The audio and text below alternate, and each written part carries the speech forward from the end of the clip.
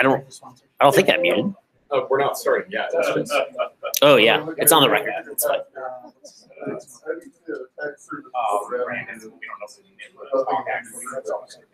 I'm actually this one. People can spoof Well, on it's the never, yeah, we do everything we can. Okay.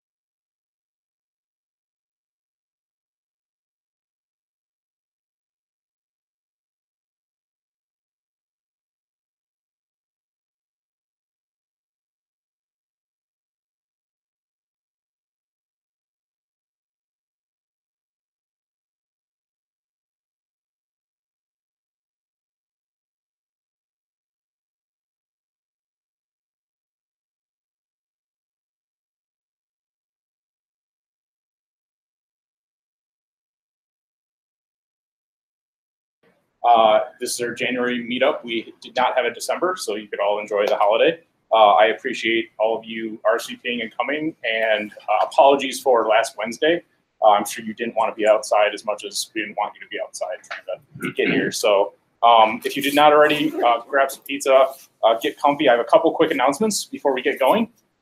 Just general things, what's going on in the community, etc. And then we'll get going here with Zach. So first thing, I wanted to thank our sponsors that helped make this happen, that have been with us for a while now, that have provided this space, the great food, and really want to support the community in Ann Arbor. So Ithaca, which we'll probably be at next month, I think. Llamasoft, which the current location here. Talk to Josh if you have any questions. I'll give him the floor in just a moment. I want to massively thank Alpha Django, which is Steve Swartz and his crew. Steve, thank you very much for letting us hang out today and literally just work from Alpha and use your Wi-Fi. So I downloaded all my torrents and everything.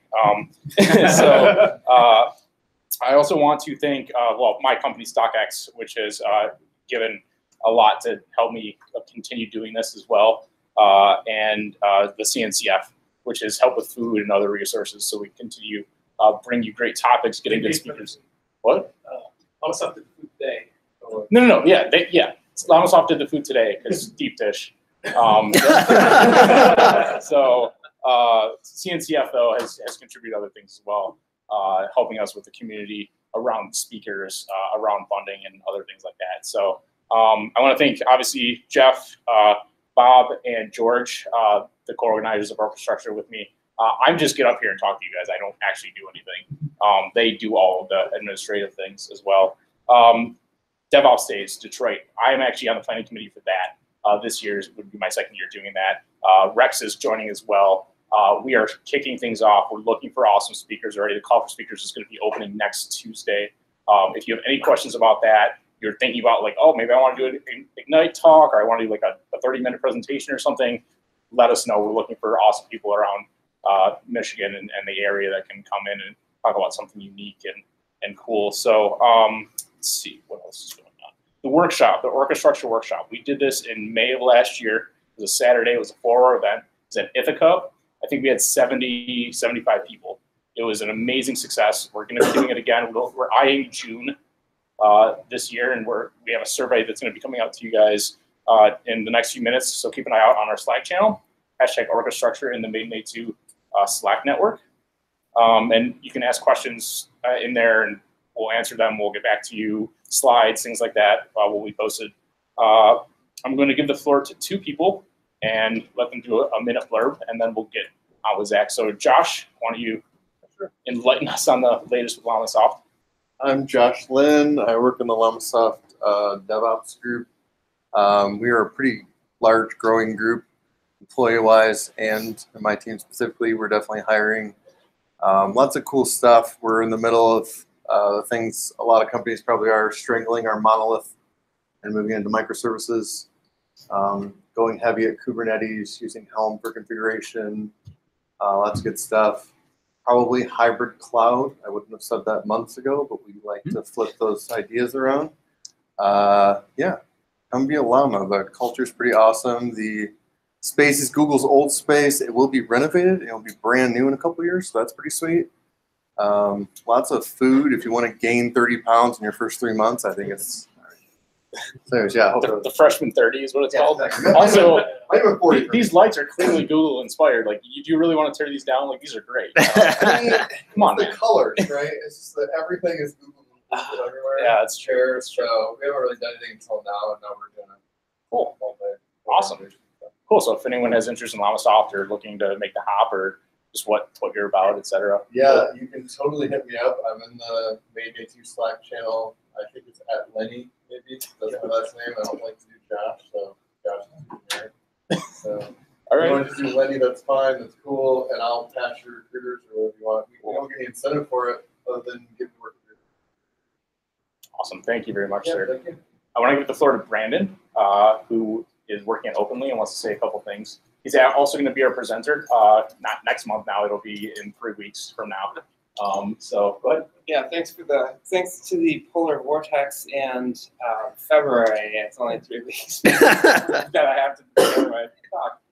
So my plan is to talk about Linkerd, which we are starting to use at Openly because we're an insurance company, which sounds really exciting to everyone who ever hears that, but it actually is kind of exciting because we are, trying not to be a stodgy old insurance company with like J2E forms that take like 30 minutes to fill out and stuff like that. So we're trying to give you a homeowner's quote with just your name, your birthday, and the address you're trying to insure for like 80% of cases. And we are not going to be available in Michigan anytime soon, but we are. So we're using Linkerd to try to keep track of. We have to like integrate with all these like third parties that take a long time, and maybe up or down or whatever. And so we are sort of using it for maybe something a little unique, which is like monitoring third parties. I'm going to talk a little bit about that. If you want help with that kind of stuff, we are not hiring right now, but we'll be soon. You can't buy it, and we won't hire you. But you eventually will be able to buy it, and sooner than that, we do want to start a smaller member office so that I'm not alone in my office with my cats all the time. So you'll hear more from me in a couple weeks, but yeah, thanks. Cool. Get less cats of Instagram then. Yeah. So it's the 20. Right, it's the last Wednesday. Yes, the last Wednesday of February. The date escapes me because I'm not prepared. Awesome. Yeah, no problem. Thank you, sir. Awesome. So thank you everybody for coming. You're the people that make this happen. You're the people that keep community running and keep us really driven to make these events happen. So more exciting things happening this year. With that, here's Zach.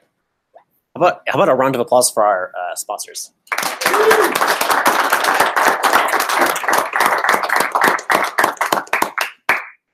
I'm Zach. I work at Duo, along with Jaya and Miranda have joined us this evening.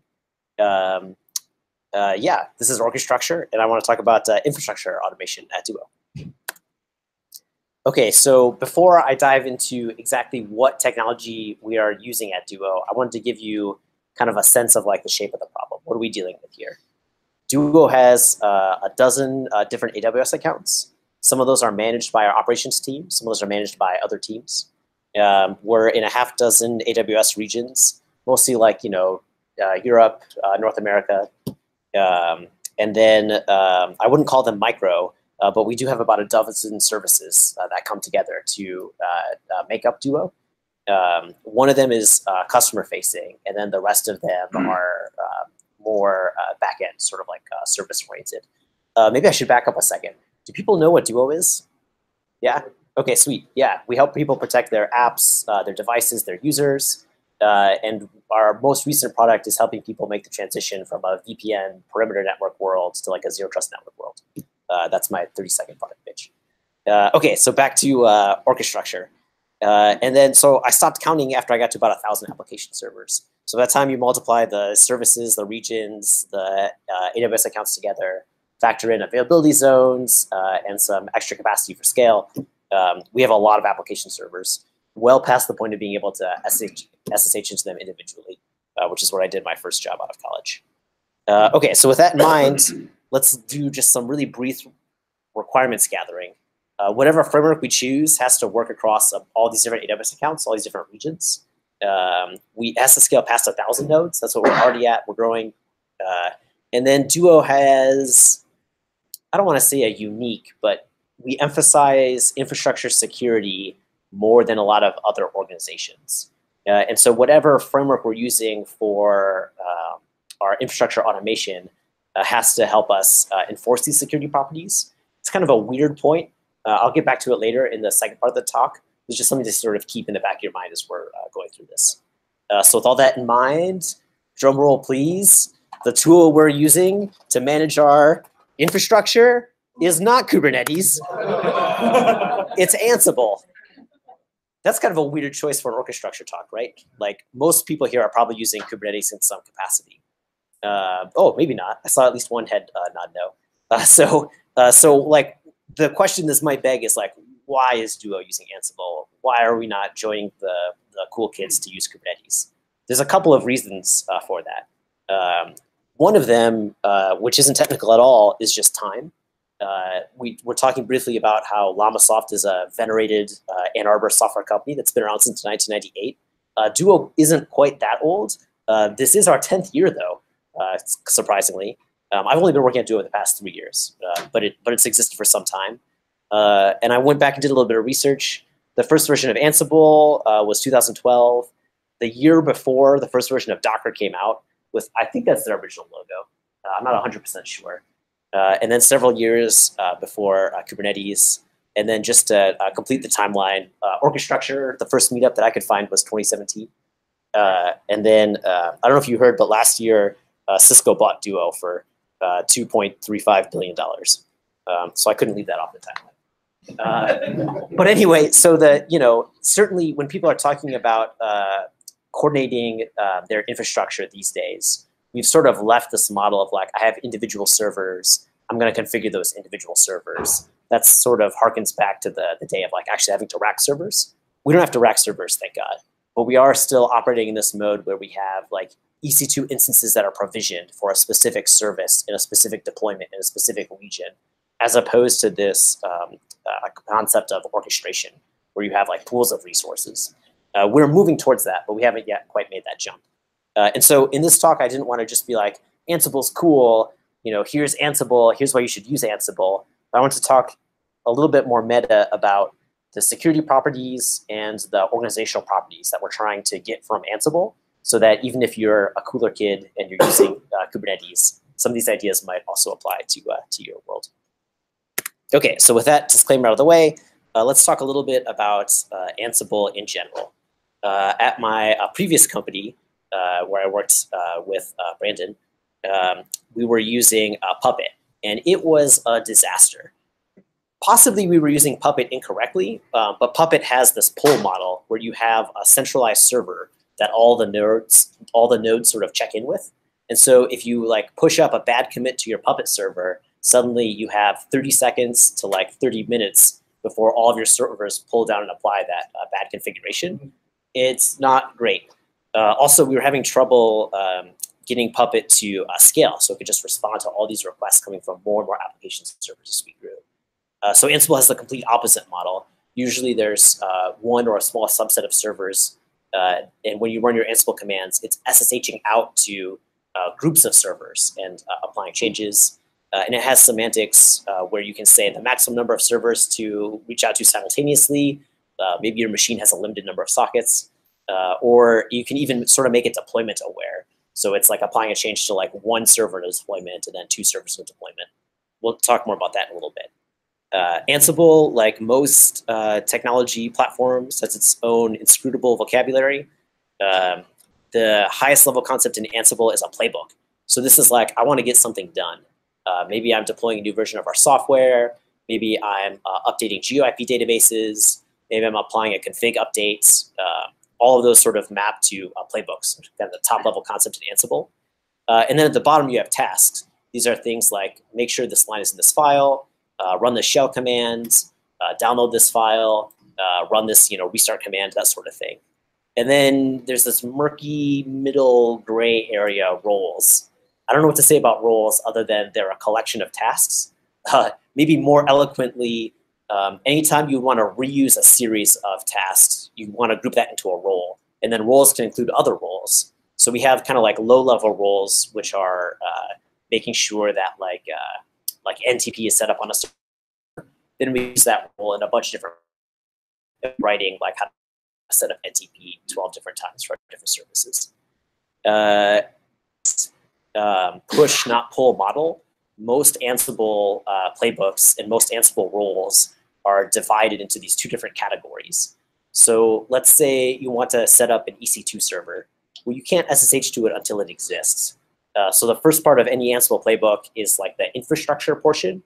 You're calling into, in our case, AWS APIs. You're provisioning EC2 instances. You're setting up SSH keys, security groups. And then in the second half of the playbook, you're running config roles. So this is where you're actually SSHing into a machine and like running commands on that machine to get it ready to serve customer traffic. And then last but not least, maybe the best and worst feature of Ansible is that it's like 99% idempotent. So let's say you tell Ansible, I want a database with a 1 terabyte hard drive named Zach's database.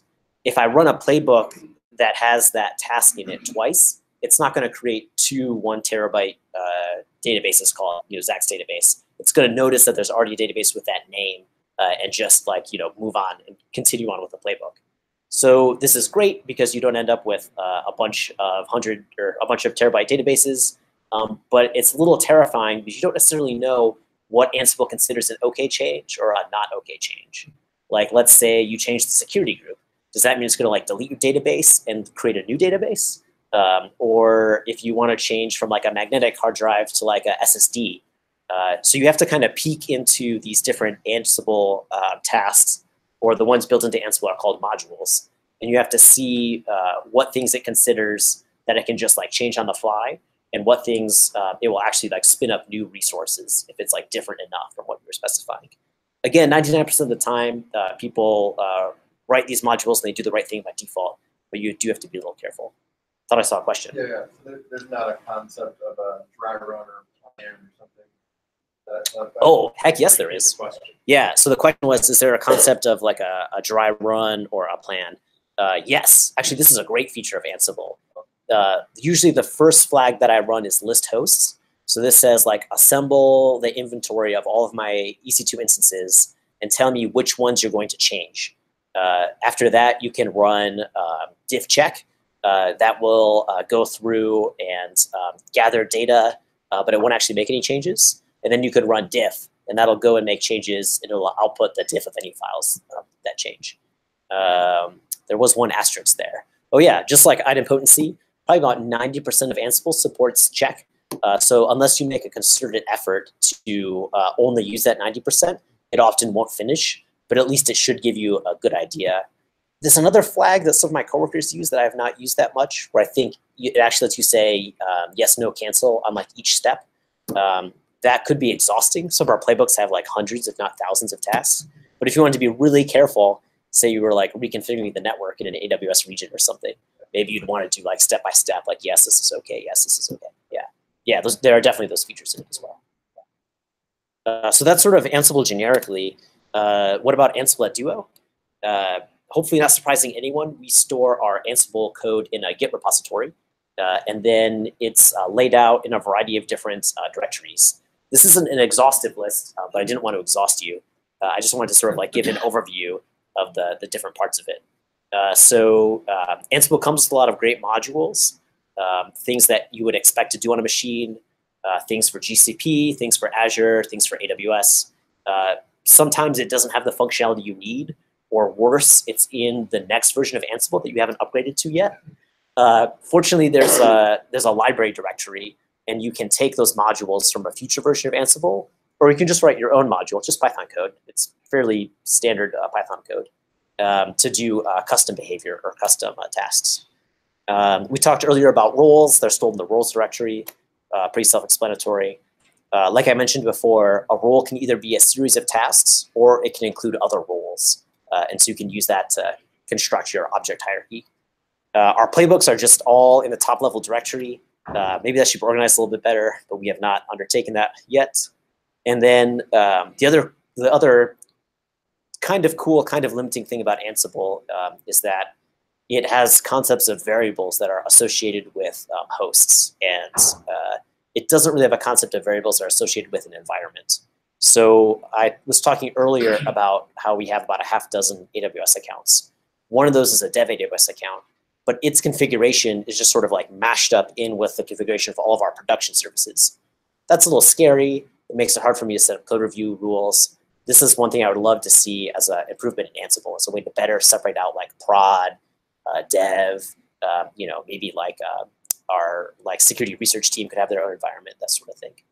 And then we have decided to organize our variables. So a particular deployment of a service has its own file in group vars, and then each AWS account has its own file in vars.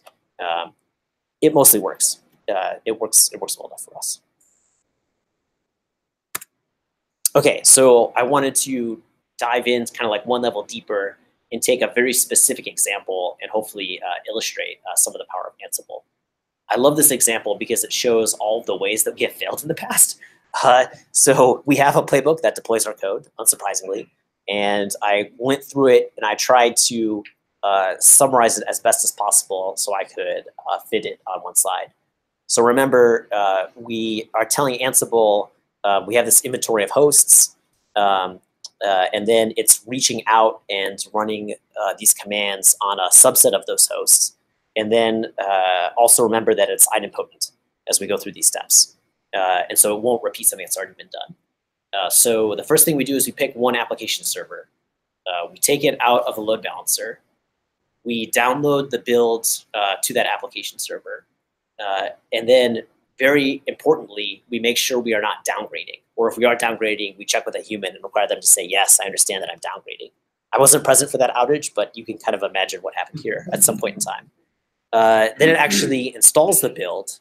And so let's say at this point you discover that you're pointed at the wrong deployment, or you sneeze and hit Control-C, or like this process is interrupted. It's totally fine, right? You have an app server. It's out of rotation of the load balancer. It has the code already downloaded to it.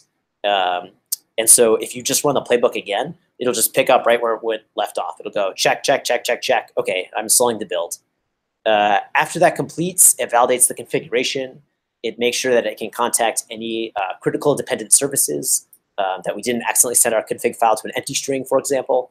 After that, it checks if database schema updates need to be applied, and then it starts the service. Crucially, it doesn't put it back in the load balancer quite yet. It waits for health checks to pass. Then it puts it back to the load balancer. Then it takes a slightly larger group of application servers and repeats this process. So there's a couple of like meta points about Ansible here.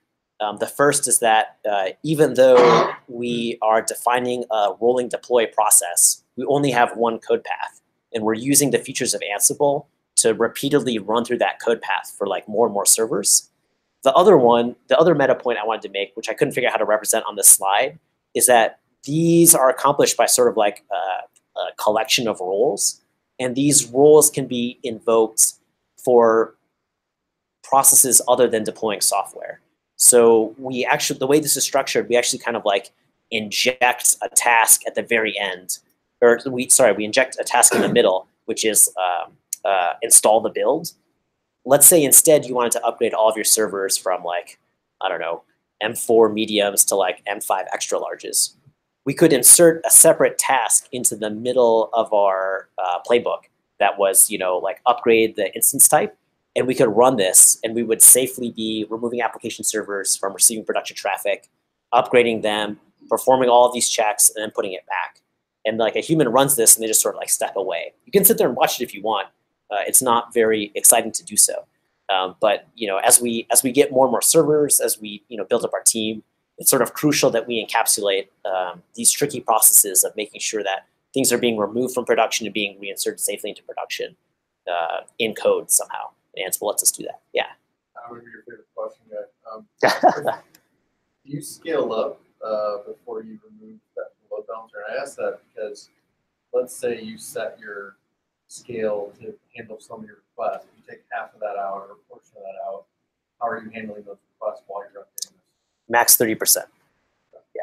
And then you roll out in pieces, maybe for two purposes. One, to not overload the APIs for that latency, and two, to only roll a portion of things. But also to make sure that 4 application servers aren't trying to apply database schema updates at the same time. Yeah. Before I get to you, I thought there was another question in the back. No, repeat the question. Oh, yes. Oh man, I don't even remember what the question was. The question was like, how do you like scale it out? Yeah. You scale up when you pull that out of the load balancer. Yeah, exactly. And then I said, what was the purpose of doing the chunk rollout? But yeah, and what's the purpose of chunking a rollout? Yep. Yeah, exactly. Yeah. There was another question in the back, I think, first. So that's a really good playbook. How standard playbook? How much of that were you able to standard Ansible modules with, and how much did you have? Yeah. The question is how much of our playbook is standard and how much of it is custom code that we wrote. So picking one app server standard, removing from a load balancer, we're just using HA proxy standard.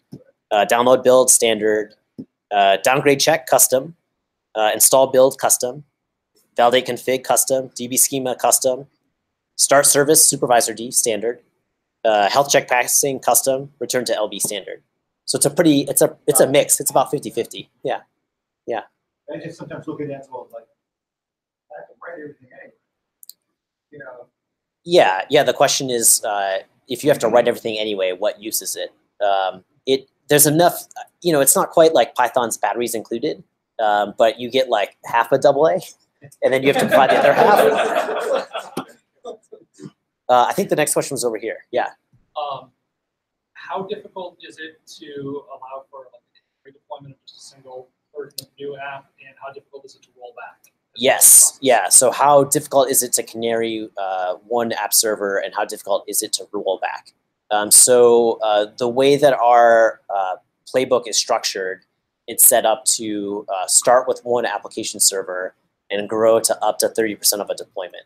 I believe that's all vanilla Ansible. I'm not 100% sure. I'm pretty sure it's vanilla Ansible. And then the question is, how do we roll back? And the answer, maybe disappointingly, is we use the exact same procedure. We just specify the previous release. Yeah, and then when Ansible is grabbing servers, if it grabs a server and notices that the version of the software running on it is the version it's supposed to be running, it actually, I guess this order isn't 100% correct. It will skip that server. And so you can just keep running like the same playbook over and over again with like larger and larger targets to accomplish your goal. Or if you set up your playbook so that it'll, batch it up in pieces, it'll it'll look for what services need to update, which ones does not need to update. We'll just leave them alone, move on. Yeah. So for again, if it's useful for system administration tasks, not just rolling out software. Other questions? I was just going to follow up there. Yeah. I was curious, the things that you've written custom, like, was there, I've used Ansible a lot, and I'm curious if there was like a barrier where you decided to write custom module, because for most of these things I'm imagining could have done it with Ansible, but maybe it would have been a little more complicated in your playbooks, or in your tasks. Yeah, the question is, what's the impetus behind writing custom modules? I'd say there's 3 reasons. 40% of the time, we're pulling something forward from a version of Ansible we haven't moved to yet. 40% of the time, we're using an AWS product that doesn't yet have an Ansible module. I don't know if you're familiar with Elastic MapReduce. I hope you're not. It's horrendous. But our data science team had a really cool idea of how they could use it to provide additional value to our customers. And so we wanted to experiment with it. There was an Ansible module, but I just sat down with the Bodo API and basically took one workday to make an Ansible module. And then that was enough to unblock them so that in their AWS account, they could continue to iterate and experiment. And then the remaining 20%, there is some custom behavior that we implement. Things like, looking for health checks passing. It's not a ton, but there is a little bit of that in there. Yeah. No, I totally ran into yeah. That service is not so pretty yet, the version of Bodo that Ansible's using. Yeah. So I just gave up. I have a pull request for Ansible for using their hosted Elasticsearch module. It's been open for about 1.5 years. I've had difficulty landing stuff.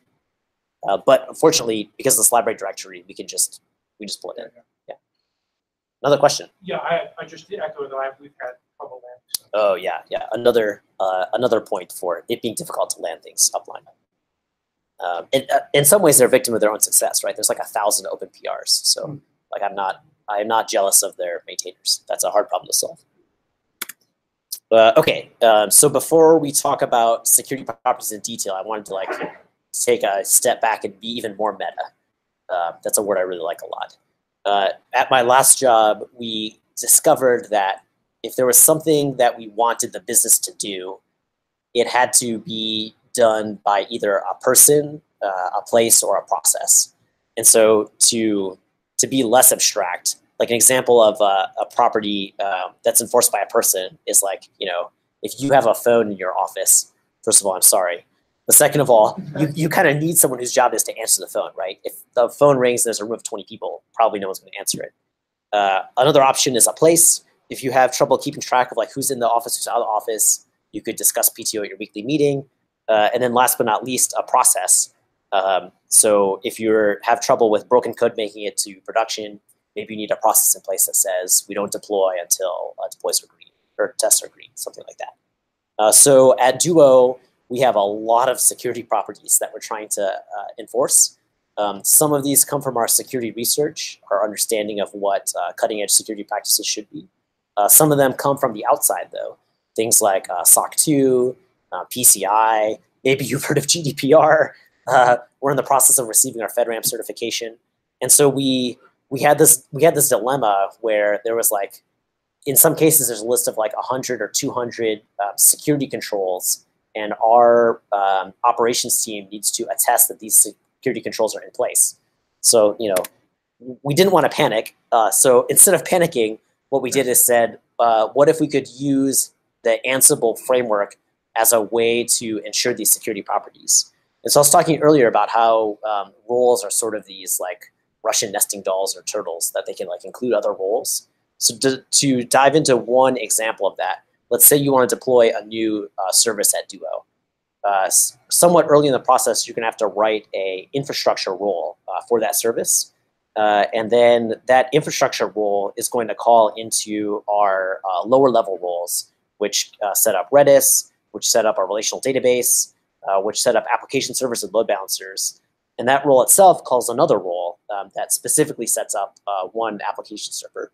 And then at each level, there's a whole bunch of different security properties that we're ensuring are in place. We're looking at firewall rules, making sure passwords are compliant, making sure everything's using TLS, making sure that operating systems are up to date, making sure that we have various defensive security measures in place on the machine, making sure that health checks are being set up in our cloud provider. And so then when our compliance officer comes to me and asks, hey, are all of our connections between our databases and all of our application servers using TLS? I don't have to track down the 15 different teams that have like deployed services at Duo. I can look at our infrastructure automation code and I can say yes, and here's why. And so this was kind of like an unexpected huge benefit for us in particular of using Ansible. And so additionally, besides making security compliance much easier, we also discovered that lots of people in the company like to submit pull requests. And so since it's a Git repo, it's public, just like all of Duo's Git repos are, internally at least, of course. And so, like, getting production access at Duo is a really big deal. There's a fair amount of training that you have to go through, a fair amount of vetting that happens before that point. And so we can't just like give people root shell willy-nilly. Needs to be able to see how the infrastructure is currently configured, and they need to be able to suggest changes. And so by having this be a Git repo, like we didn't give everyone, just blanket commit privileges. You still have to post a diff, it still has to get reviewed, and but this really helps people unblock from our operations team and be able to sort of move forward. Additionally, they can take this framework and they can go over to their dev AWS account where we are not, constrained by as much regulation. And they can sort of go wild. They can play with Elastic MapReduce. They can spin up their own test deployments. They can try out using a new hosted AWS service. And again, they're not blocking our operations team. So this was a huge benefit. And then, like, my favorite example is we discovered a couple years ago at Duo that Amazon was in the midst of updating their all of their databases. Maybe they were applying some patch or operating system update. We're not exactly sure. And we have, I don't know, 100, 200, 300 database servers. The maintenance windows on these database servers were random. Some of them were during the week. Some of them were during when our operations team would prefer to be sleeping. And so once we identified this problem, though, that in AWS there was a maintenance window that we could set, we're like, oh, okay, great. let's set this to a time that's not peak traffic for our customers, where we expect operations people to be awake. And then to roll out that change, we were like, oh, Ansible, modify all databases, set their maintenance window to this, and apply. And something that would have maybe required cross-team coordination across like 6 AWS accounts, could have taken a week or more to make this change, verify that it was applied correctly. It took like one person like maybe a day, maybe 2 days, because they had like other stuff they were doing at the same time. It was just incredible to me how fast we were able to roll out some of these changes because of this Ansible framework. What else did I have? Okay, yeah, so the future. Because Duo started before Docker existed, we have our own homeworld container system. It turns out Kubernetes doesn't like homegrown container systems, and we would kind of like to experiment with Kubernetes. So we're in the process of moving from our custom container to Docker to sort of unblock these experimentations. We'd like to use an orchestration platform, maybe Kubernetes, maybe something else, probably Kubernetes. And then I kind of have this radical idea. So we have these 12 different services at Duo, roughly. Each service is comprised of anywhere from like 3 to like 10 Python processes. Right now, all of our application servers run each Python process, but it really doesn't need to be that way. There's like 1 or 2 Python processes per service that are getting most of the work done. And so we don't need to like scale them all the same way. We could, if we were using an orchestration platform, we could sort of dissolve the service boundary, and we could scale each of these processes independently. And so that's kind of like our 3-year North Star that we're trying to work towards. I'm 99% sure that was it. Yes, thank you.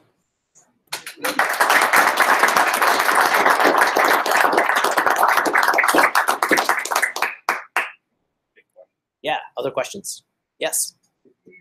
Ansible doesn't have the concept of environment, so how do you get around that? I don't know if you mentioned that. Yeah, so you keep separate, basically. I'm pushing a dev configuration for another environment. Yes. So the question was, even though Ansible doesn't provide the means to do so, how do we make do and try to separate out configurations for different AWS accounts or different deployments? Right. So when you are setting up your environment to run Ansible, you basically say which environment you're using, and there's a little bit of a bootstrapping that happens there. And then other than that, all of our deployment variables are just in the same group vars directory, and it's confusing to people. We've asked that people put the environment name in the name of their like deployment configuration, but that's like lame. So this is a problem we'd like to solve, but we haven't yet. Yeah, another question. Has it been hard to keep the infrastructure tasks separate from the config tasks? Yeah, you could easily put them all in one file and then have a big problem later on. Right. Yeah, so the question was, is it hard to keep infrastructure and config tasks separate? Yes, very hard. Maybe you're familiar with I don't know, any of these like async networking frameworks, and your function could return like a promise or a deferred, or it could not. And then you have to like remember what kind of object it's returning and then like treat it the right way. It's almost the exact same problem in Ansible. In the different modes, the structure of variables are different. And so we have to remember like, oh wait, we're in an infrastructure role, not a config role. So it's set up like this, not this. It's kind of an error-prone process. Yeah. Other questions? Yeah, another question. Can you describe at like a high level sort of what Duo defines services? You said you had like 12 or something services. Yeah. So what defines a service at Duo? Like a lot of places, it's not perfect, but we try to define service boundary around like data ownership. So if you have some sort of data store or a relational document or key value, and you're providing an API, that's like a service. And so as particularly Duo has really started leading into services the past like 2 or 3 years. So as we've been adding features to our product, a lot of time that feature will be powered by a service. And oftentimes, there's a specific engineering team that's maintaining that service. So that's sort of like, that's one of the ways that we've scaled our organization and our product. Yeah. You mentioned that in the middle of running a playbook, if something fails, Ansible can go back and pick up where it left off. Uh-huh. Is it storing state remotely within your infrastructure, or how does that system work? Yeah. So the question is, if you're resuming a task that you sort of like stopped in the middle of, how does Ansible like remember what host it was on and which it wasn't? And so there was a little bit of hand waving there. In fact, there is no state store, and so you can definitely get unlucky where, let's say, it's removing servers from the load balancer. It hasn't gotten to the step yet where it adds them back. If you run it again without constraining it, there's no guarantee that the servers that it chooses are going to be the ones that are out. So it might say, oh, look, there's, I don't know, 10 servers, so I can take 3 servers out. Then it might look say like, oh, look, there's 7 servers, so I can take 2 servers out. So you have to be careful. And if you stop a playbook in the middle, you might need to run some playbooks to sort of get things back into a stable state before you start running it across the whole deployment again. We would like to figure out some way to abstract that problem away, but have not yet. Do you have another question? Yeah, you mentioned feature environments, I think specifically data or maybe just allowing them to do elastic map or do cluster stuff. Yeah. How do you manage, or have you tackled managing cleanup? Oh, okay. So the question is, I talked about allocating resources for different teams. What about cleanup? We make aggressive use of reservations in the AWS ecosystem. So we have tooling that tells us about what reservations we have, what their utilization is, and what reservations are not being used. We've reused a lot of that tooling to also look for idle resources and reclaim them. Most of that tooling is like Python and AWS APIs. It's not really Ansible. Yeah, another question? Real quick, is Python your major language for automation, or are there any other components in any other language library? Yeah, the question is Python our main language? It is, definitely.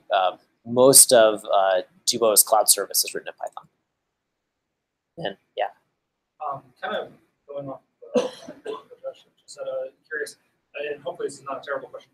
Every once in a while, we get notices that our EC2 instances are going to be terminated without our knowledge, or in 2 weeks if we don't replace them.